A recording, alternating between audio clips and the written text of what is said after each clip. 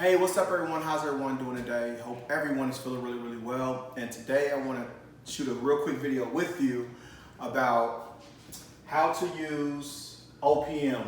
OPM for short, but it's meaning other people's money. How to use other people's money in real estate, investing, and buying apartment buildings or buying single family homes. That will be the day's topic today, and I want to shoot right in. So how to use other people's money. So I get this question from people all the time is that, well, Mark, I don't have any money, man, so I don't want to invest in real estate. I can't invest in real estate, I don't have any money. Well, you have to understand the leverage of other people's money. If you can find a great opportunity, then you can leverage and use somebody else's money. It doesn't have to be your money. Leverage and use somebody else's money. That's what a lot of the wealthy people do, is they leverage money to use other people's money to get them to success quicker. And that's what leverage is. So let's say if you're coming across a $1 million apartment building and you got to put, let's say if you go to the bank gives you 80% LTV of that building. That means you got to come with 20% down, which meaning you can get that from your investors. You can get that from friends, family members, people that has a little bit of capital that wants to get a good return on their money. And you can use this building to leverage their equity money, and then you can get 80% from the bank.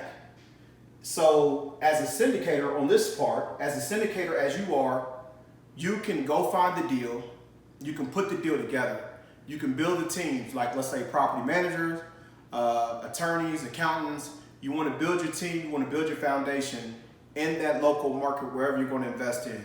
So as a syndicator, this is what most of us do. We actually go find a deal, put the deal together, build the teams, build the relationships. We do all the groundwork. That's what a syndicator do. So basically what they're doing is they're putting two and two together. So if I could find a deal and I could find the money, I could put two and two together and I can close on that deal. If that's a $10 million deal and you only got $10,000 in your bank account, you still can be part of that deal if you could put the money in the deal together. Does that make sense?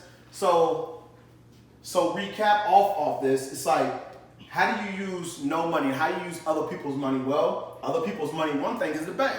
So if the bank know that you got an apartment building, you got under contract, they'll give you 80% loan to value. Depends on what the occupancy is. So if you're around 90, 92% occupied on that apartment building, the banks will give you 80% loan to value. They'll give you that. So basically what you have to come to the table with is 20%. So let's just say it's $1 million building and the banks will give you 80% loan to value. 20% down would be $200,000. So that means you will have to raise $200,000 from equity partners. So equity partners could be friends, family members. They could be whoever that you know in your circle that's wanting to get into this deal, wanting to get into this apartment building that wants to get a good return on their money, and plus they'll be part ownership of the building. Typically what we like to do is we like to give the investors a 70-30 split, meaning the investors would get 70% of the building because they're bringing equity to the table, and then we'll take 30% of the building. So this is how one of the ways you can get into the deal with no money. The bank will give you 80% LTV and you come up with 20% equity from your investors.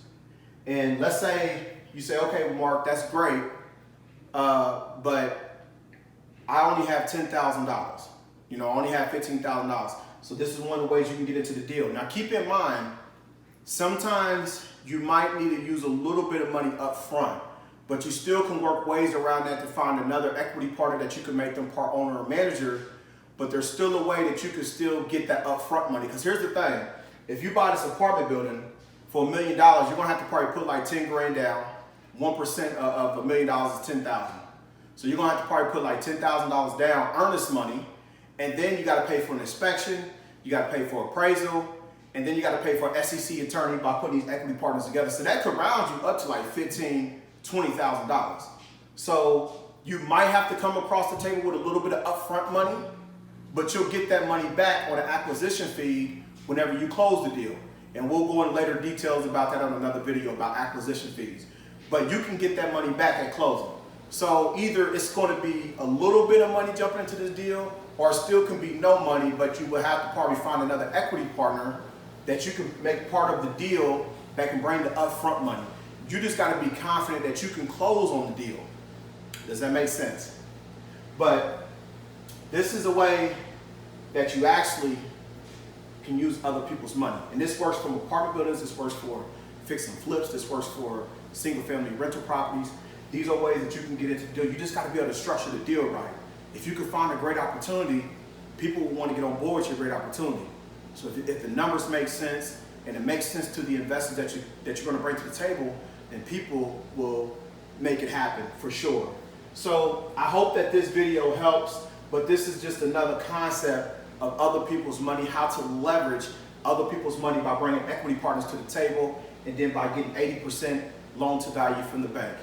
So if you want to know more about this, or if you want to just get some advice or learn, I'm actually teaching a few individuals. I have a lot of the descriptions below on my website, email, and you can always reach out to me if you want to learn more content about real estate, how you invest in real estate with no money down, because this is a lot of good stuff I talk about, and I'm out here full-time doing it full-time.